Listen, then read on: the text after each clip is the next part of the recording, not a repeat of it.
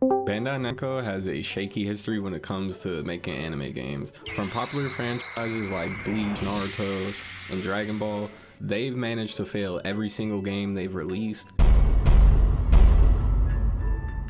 And that's a low-key crazy feat to do. So today I want to just research with y'all what's happened with Bandai and why I feel like they're neglecting these franchises. So tap in. What's up, y'all? It's Press. I'm recording for the third time.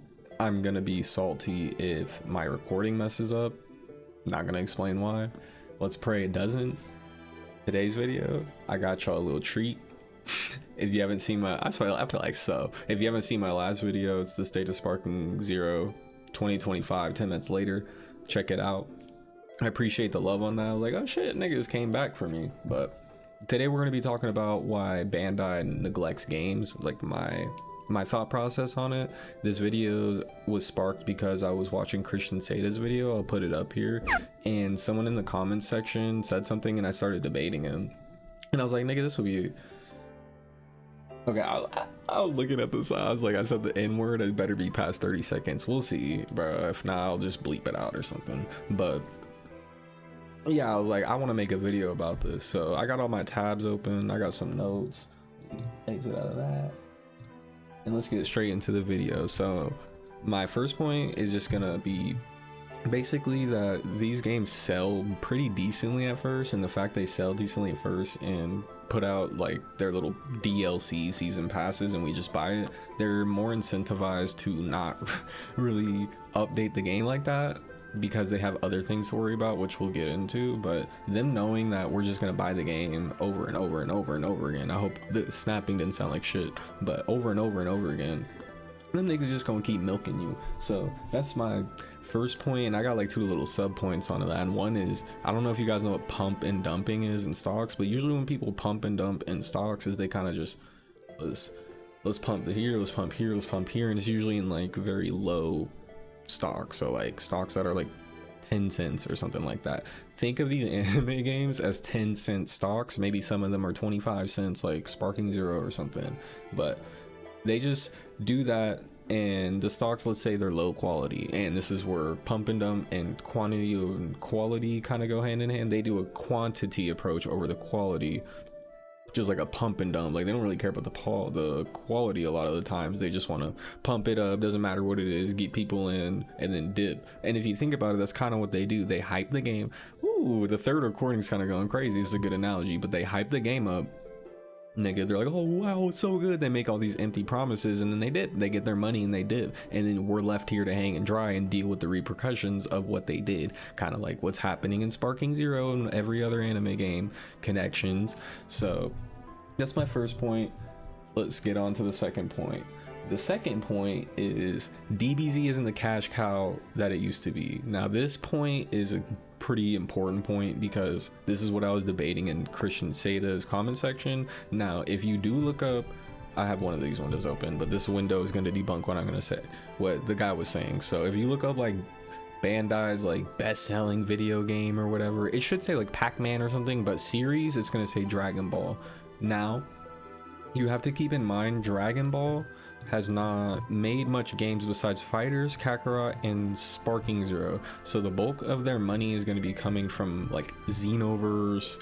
Like you see Xenoverse is number 13, and they're like their older games aren't even up here. Like Budokai 3, yeah, Budokai Tenkaichi 2.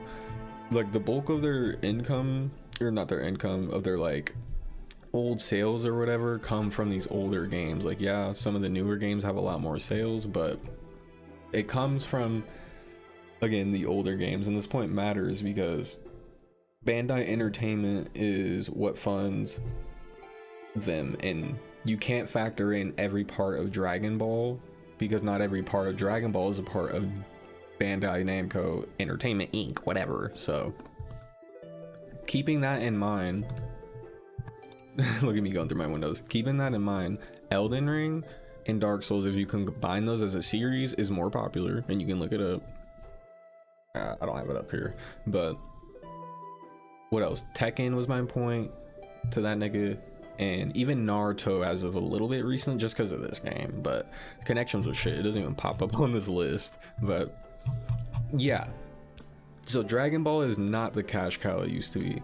That is my other point. If you guys want to debate it, I mean, I got this stuff here.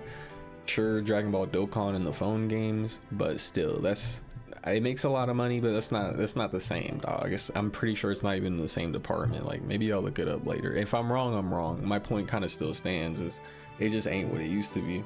So that's that point. Dragon Ball ain't the cash cow it used to be, and it's getting beat out by Tekken and Elden Ring. So there's not really that much of a focus on Dragon Ball. If they can just and then dip and then not care. So another point I have, and this isn't exactly with the sales, but it has to do with the quality of the games and what we determine as good quality. So the US players, like American players, we are really online centric, but the hey man, I got a yawn. It's like 12, bro. The Japanese players, the Asian players, will say, because Asian encompasses all of that culture. So the Asian players are more single player focused. So if you look at Demon Slayer, let's just go look at it. Nigga, look, that shit is trash. Even the peak ain't that good. But most of the people, it's probably not, I don't even know if it factors in all this, but a lot of the people who play this in Japan, they play these games for like story mode. So ew, look at those numbers. Yuck, 87.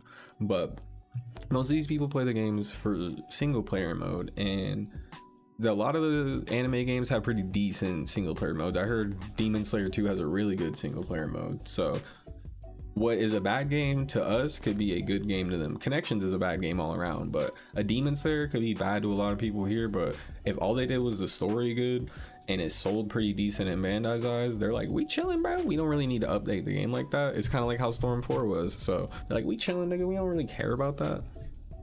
So another point I have, and this is a very important point also, is they don't really know how to handle their successful franchises when it comes to fighting games. At least even Tekken right now, like, they're not even handling Tekken well, is what I heard. But if you look back at Fighters, and when it was popping off, nigga, I think it was the most popular fighting game at the time, and it was going crazy, and it was a very good game, but they mishandled it. They did a lot wrong with the game, and they just ended up killing it. And the same kind of happened with Storm 4. The community kept it alive more, same kind of with Fighters, but the games were not where they should have been. And even look at that, top 10, this game could have been top 5. They just didn't handle it right. Storm 4 was in an era where they didn't even patch the game. Like, that was the first game that got a patch, I believe. Maybe Storm 3, I don't even think so. Maybe they got like hot fixes or something. I don't think so. I think Storm 4 was, correct me if I'm wrong, it was the first game to get a patch, and it took so long, and it had so much wrong with it at the beginning. But that was the start of patching in like the era of anime games, and they didn't even really patch them. So they just mishandled it. That game even made it to Evo, and they still didn't fix it to make it more competitive. Like, that was your best shot of becoming a competitive arena fighter, at least at the moment. So they just mishandle a lot of their games. Like, it's hella whack. And to mix up another point with that is they have a failure to innovate. So if you look at Fighters innovated for the anime scene just because it was a popular game that followed traditional fighting mechanics, but also adding their own flair and spin to it, and then obviously having the aesthetic of being like an anime, and a very popular one at that. And what did they do after that? Nothing. They haven't made anything really good since. And I mean, Sparking Zero could have been an innovation, but at the same time it wasn't, because they took away so much from the Budokai series and they didn't add much. So they just have a failure to innovate when it comes with these type of games, and them continuing to fail to innovate is going to hurt just them as a company in general when it comes to credibility with the fans and the customer. So yeah, that's another point. It's just the failure to innovate, and it really just seems like it goes back to my first or second point when it's like, nigga, we pumping and dumping, we don't care about improving the quality of this, nigga, we just trying to get our money. So my last point is going to be kind of a request, and there's people who has been saying this, but when it comes down to it, I'm gonna mix this point with these windows because I haven't even gone through them. So they're doing fine with Tekken. This is another point, but fighting games, they're doing decent, but they're not as popular. So as you see here, it says, are fighting games less popular in 2025? And if you read this, it's basically saying they might be declining a little bit. Like, they might be a little stable, but it's kind of declining. And even with these games, as you can see, Tekken 8 outsold 7 at release, and same with 6. Even with them outselling their predecessors, I believe is the word, they're still not in a sense doing as good as they should be, and that's another factor. And when we get to that, sure, they got Tekken. Street Fighter isn't their game. Street Fighter, I don't know who makes that, but they're just not. Look at that, they're just not doing too well. Like they might need to give these franchises, and this is the request, they might need to give the franchise to another publisher, because it doesn't seem like they care. I don't think this is made by Bandai. It might be, or this one isn't made by Bandai for sure. These ones actually are, but even then, like, look, they just aren't doing good. Like, we need an Arc System levels developer. We need an Arc Systems developer type nigga to make an arena fighter, and just in more anime games. We need an Arc Sys Naruto game, Arc Sys type Bleach, Arc Sys Demon Slayer, and another Arc. We need a Fighters too. Like, we need that, because look at these games, under 1,000, around 500. This game's a year old now basically, and it still has more than that. So that's how you can tell the franchise is carrying it. But look at that, 120 guy, and we're at 1,000. Like, what the fuck? Honey, this game's like 3 months old. I don't know, 5 months. This game is 5 months old. Oh my god. And we got Naruto. Look at this. I feel like this alone should speak that we kind of need these niggas to give the IP to someone else, because just look at that. That is atrocious, dog. Just sad. So all these points together kind of, I hope, paint a picture to like why and how Bandai is neglecting these games. I hope they can change their practices. I doubt they're gonna see it, but like, if y'all see this, can you guys do better? Like, anime people deserve better when it comes to these games. And one of the points I want to do as my outro is, I'm like a very casual but elitist type anime watcher, and what I mean by that is I really don't like shonen and a lot of these popular animes. And a good way to get a nigga like me into these games, and I heard Demon Slayer 2 has a good story, so I'll get it on sale or for free, but it's just making a good game, and that includes the story. So this is kind of a shot at connections. But Storm 4 or Storm 3 helped me finish Naruto. Same with the other games in the series, it helped me like finish Naruto. I learned that ending in Storm 3 wasn't real, and it got me to watch even more of the series, because I'm like, oh shit, I want to see what's going on.